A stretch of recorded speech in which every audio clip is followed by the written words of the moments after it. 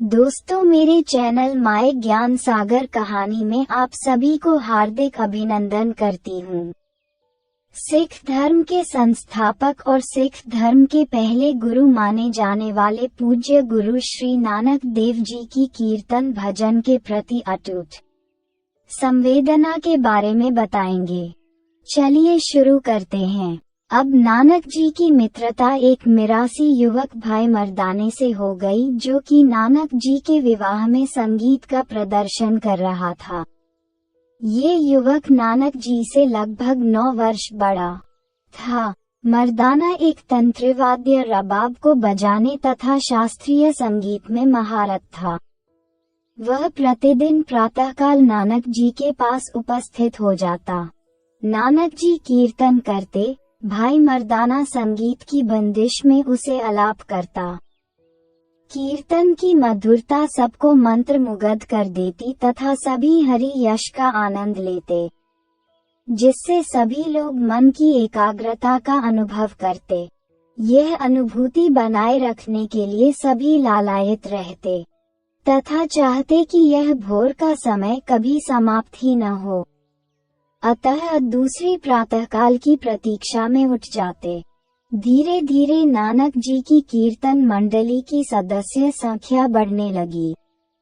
कीर्तन मंडली का विस्तार होने से नानक जी अपने व्यापार में ठीक से ध्यान नहीं दे पा रहे थे। सभी संतुष्ट थे, परंतु पिता कालू जी ये देखकर मन ही मन निराश होते।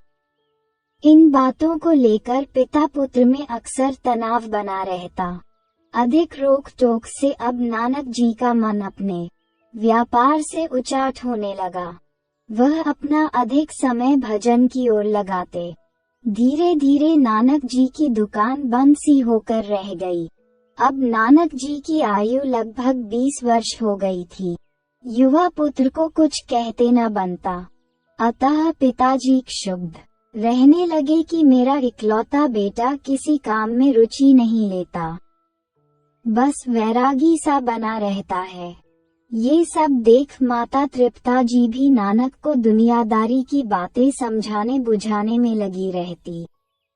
पिता कालू जी भी चिंतित व अशांत रहते। वह सोचते कि अगर नानक को साधु संतों तथा इन कीर्तन मंडलियों से हटा लिया जाए तो नानक फिर से अपने व्यापार में ध्यान देगा, जिससे फिर दुकानदारी चल निकलेगी। इसलिए उन्होंने नानक जी पर कड़े प्रतिबंध लगा दिए कि वह वनों में नहीं जाएगा तथा गाने वाले मिरासियों से कोई नाता नहीं रखेगा। प्रतिबंध के कारण नानक जी की दिनचर्या समाप्त सी हो गई। उनके इस एकांतवास अवस्था की पूरी तलवंडी में चर्चा होने लगी। नानक जी न कुछ खाते हैं, न किसी से बात करते हैं, बस बिस्तर पकड़े हुए हैं।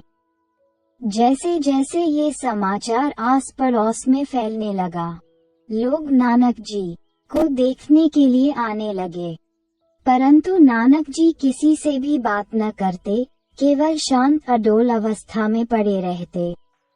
वैद्य को बुलवाया गया, परंतु उसने कहा ये बिल्कुल स्वस्थ है, परंतु तुमने शरीर की यह क्या दशा बना रखी है, वास्तव में बात क्या है। तब नानक जी ने निम्नलिखित पद्य उच्चारण करते हुए अपने दिल की बात कह दी। वैद्य ने मेरा बाजू पकड़कर नाड़ी परीक्षण किया है, परंतु वह भोला वैद्य नहीं जानता कि व्याधि कहाँ है।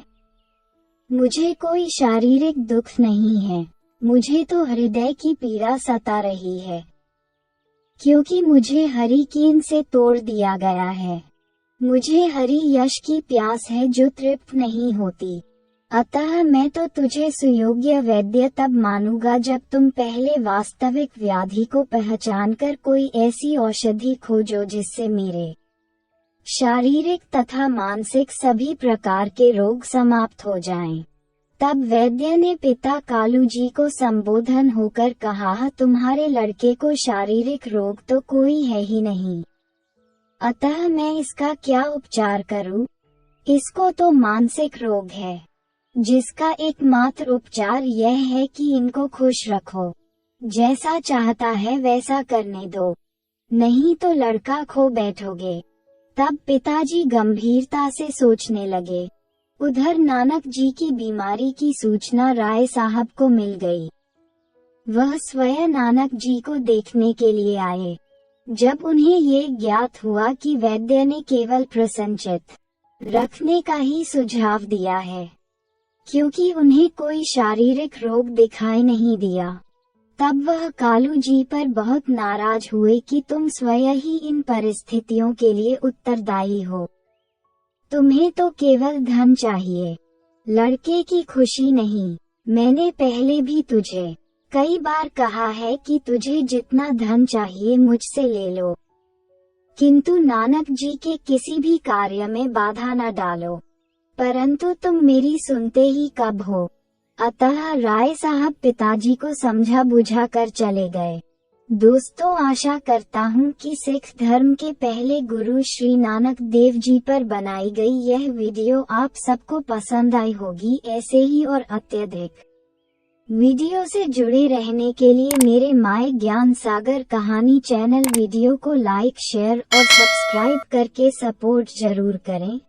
फिर मिलते हैं एक शिक्षा भरी नई अनमोल वचन वीडियो के साथ। अपना ख्याल रखिएगा।